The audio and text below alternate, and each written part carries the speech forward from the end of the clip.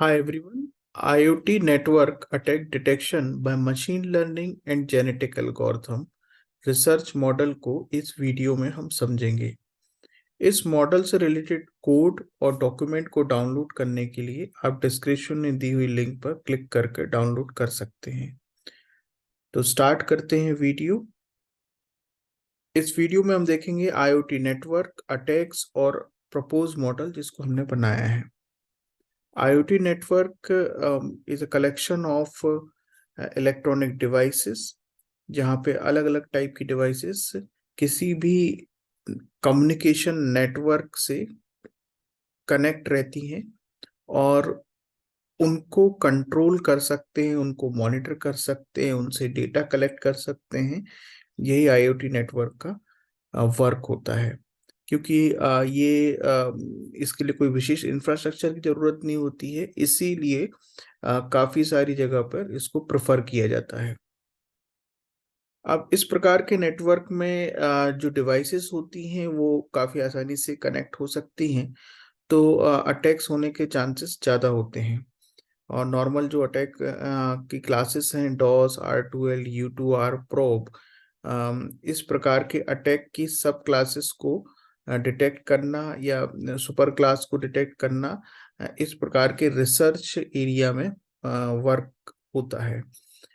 इसमें binary classification होता है, मतलब आप नेटवर्क के सेशंस को अटैक या नॉन अटैक क्लास में बाइफरकेट कर सकते हैं, या फिर नॉन अटैक या नॉर्मल सेशन, या जो अटैक की क्लास है जैसे डॉस, R2L, U2R, प्रोब, इसको डिटेक्ट करना भी होता है। और यदि हम इसी वर्क में और एडवांस चलते हैं तो उनकी सब क्लासेस डिटेक्ट भी हम कर सकते हैं। पर जैसे ही आप सब क्लासेस का कार्यक्रम या अपने वर्क में उसको इन्वॉल्व करते हैं, तो जो डिटेक्शन एक्यूरेसी होती है या जो false alarm, sorry true alarm होता है आपके अटैक डिटेक्शन में, उसकी वैल्यू कम हो जाती है।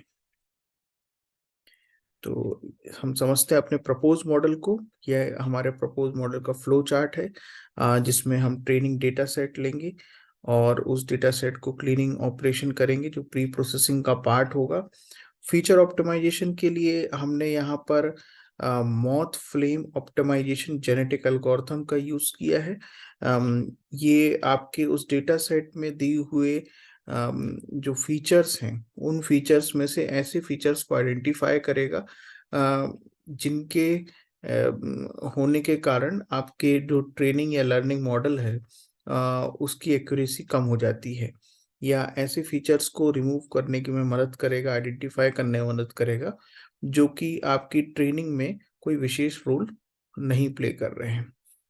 तो moth flame optimisation genetic algorithm में हमने अलग से एक वीडियो बना रखा है, आप उसको देख सकते हैं।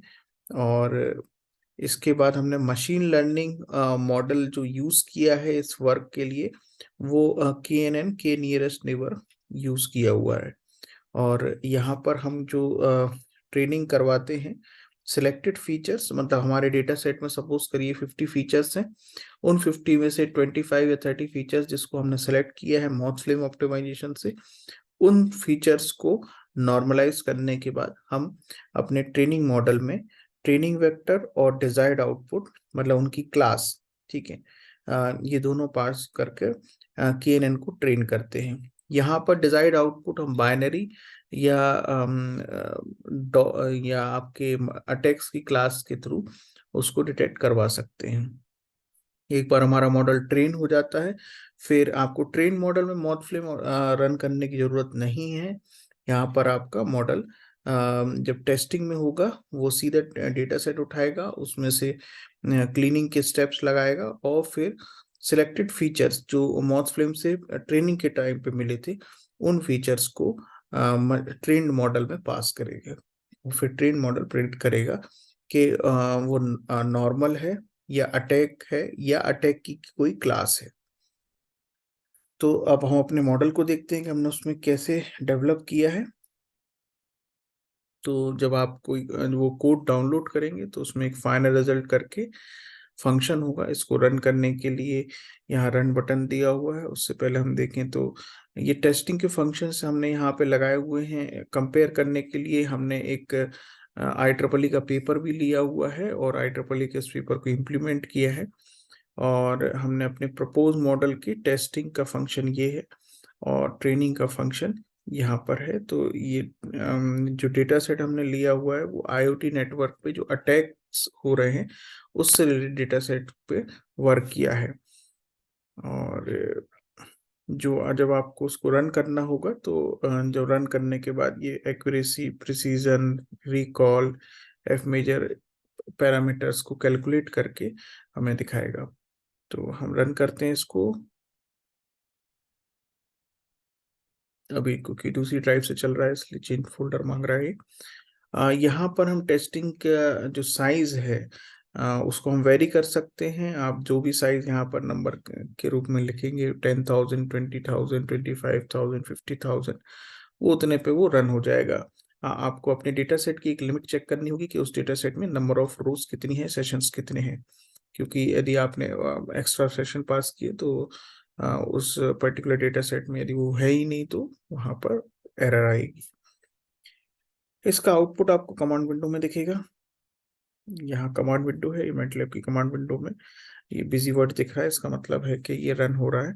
ठीक है, तो रन होने के बाद हमें जो आउटपुट मिलेगा वो कमांड विंडो पे मिलेगा। जैसे प्रीवियस वर्क के आउटपुट की वैल्यूज हैं 81% एक्यूरेसी, प्रिसीजन 93, 0.93, 0.86 रिकॉल।